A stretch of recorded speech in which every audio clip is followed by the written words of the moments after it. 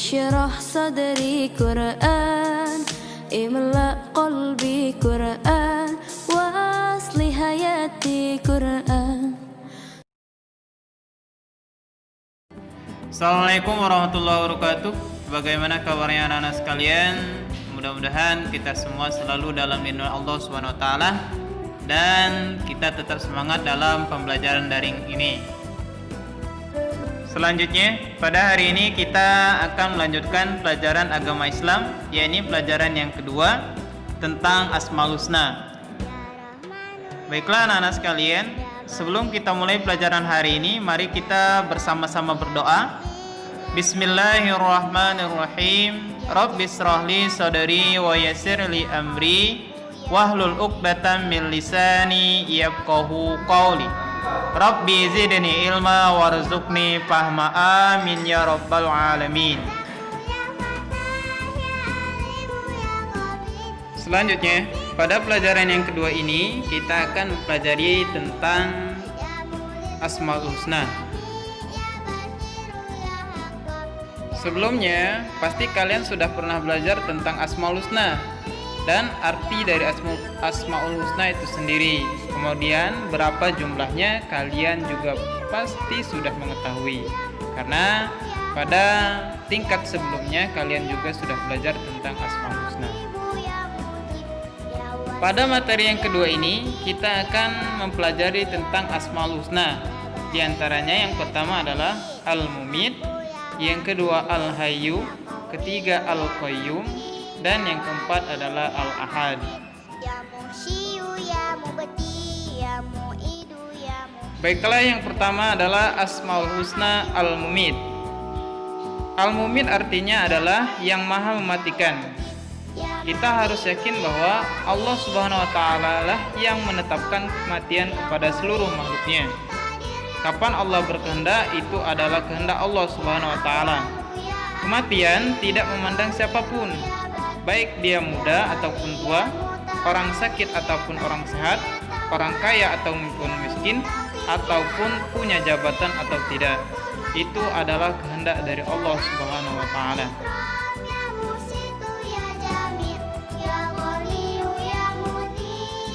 Setiap makhluk hidup pasti akan mengalami kematian, dan hanya Allah saja yang kekal.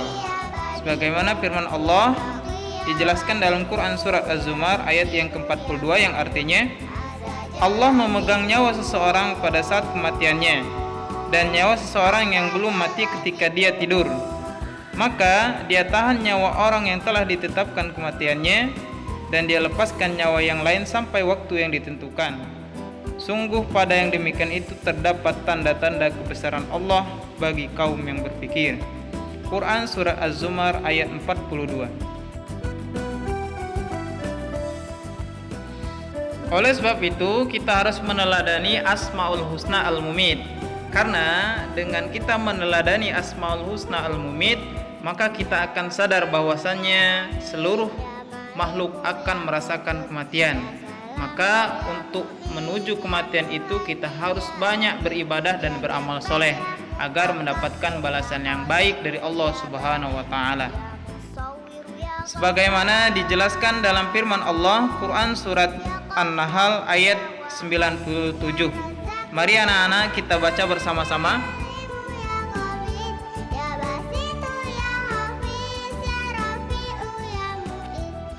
Bismillahirrahmanirrahim.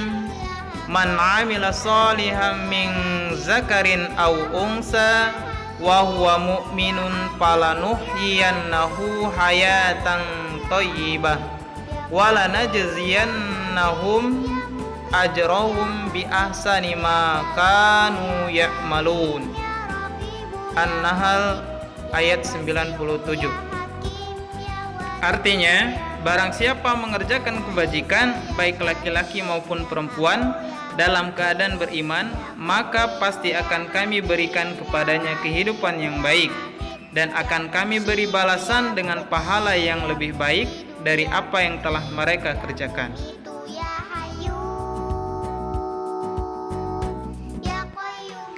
Kemudian yang kedua adalah Asmaul Husna Al-Hayyu. Al-Hayyu artinya adalah yang maha hidup. Allah Subhanahu wa taala senantiasa hidup dan maha kekal. Allah tidak akan pernah mati. Allah adalah sumber dari segala yang hidup. Kehidupan yang abadi tidak ada awal dan tidak ada akhir. Allah juga memberi dan mencabut kehidupan dari makhluknya sesuai dengan kehendaknya. Sebagaimana firman Allah, Quran Surat Al-Ghafir ayat 65. Mari kita baca bersama-sama.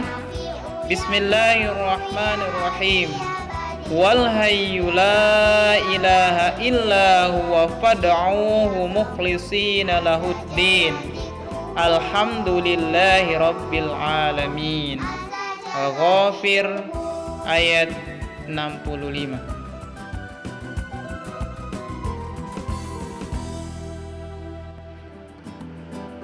Artinya, dialah yang hidup kekal, tidak ada Tuhan selain Dia, maka sembahlah Dia dengan tulus ikhlas beragama kepadanya. Segala puji bagi Allah, Tuhan seluruh alam. Quran Surat Ghafir ayat 65. Kemudian dijelaskan pula dalam Quran Surat Al-Imran ayat yang kedua. Mari kita baca bersama-sama. Bismillahirrahmanirrahim. Allahu la ilaha illa huwal hayyul qayyum. Artinya, Allah tidak ada Tuhan selain Dia, yang maha hidup, yang terus-menerus mengurus makhluknya. Quran Surat Al-Imran ayat yang kedua.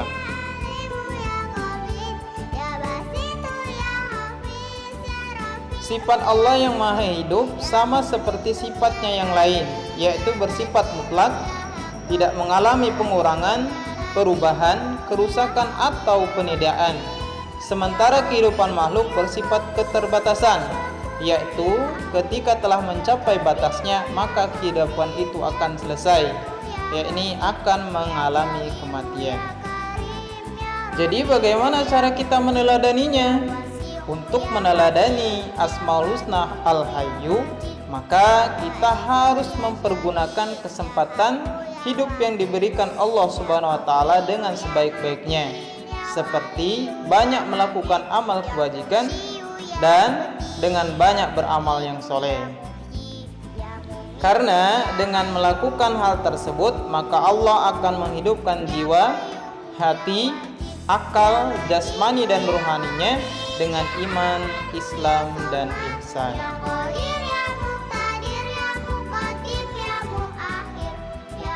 Asmaul Husna yang ketiga adalah Al-Qayyum. Al-Qayyum artinya adalah maha berdiri sendiri. Allah adalah zat yang tidak memerlukan bantuan apapun dari makhluknya. Allah mampu melakukan segala sesuatu tanpa bantuan dari makhluknya. Allah adalah zat yang menciptakan langit dan bumi serta mengurusnya, termasuk makhluk hidup yang ada di dalamnya. Sebagaimana dijelaskan dalam Quran Surat Ali Imran ayat yang kedua, mari kita baca bersama-sama. Bismillahirrahmanirrahim. Allahu la ilaha illa huwal hayyul qayyum. Artinya, Allah tidak ada Tuhan selain Dia, yang maha hidup, yang terus-menerus mengurus makhluknya. Quran Surah Ali Imran ayat yang kedua. Seorang muslim yang meladeni sifat Allah ini hendaknya bersikap mandiri dan optimis, yakni berusahalah mengerjakan segala sesuatu secara mandiri dan maksimal. Apabila sudah berusaha dan tidak mampu, barulah kamu meminta bantuan orang lain. Buang jauh-jauh sikap malas dan pesimis, karena sikap tersebut hanya merugikan diri kita sendiri.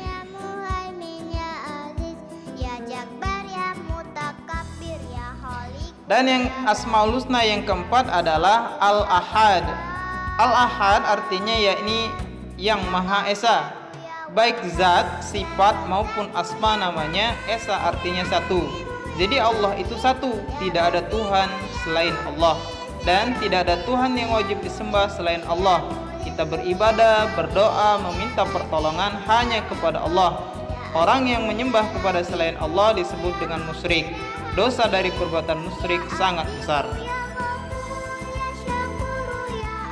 sebagaimana dijelaskan dalam Quran surat Al-Ikhlas ayat yang pertama. Bismillahirrahmanirrahim. Qul huwallahu ahad. Artinya, katakanlah Muhammad, dialah Allah yang Maha Esa. Quran surat Al-Ikhlas ayat yang pertama.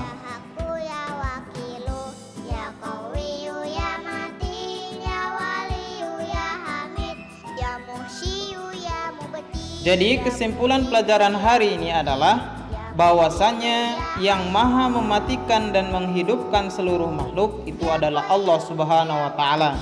Dan Allah Subhanahu wa taala tidak perlu bantuan dari segala makhluk karena Dia bisa melakukan dengan sendirinya atau maha berdiri sendiri.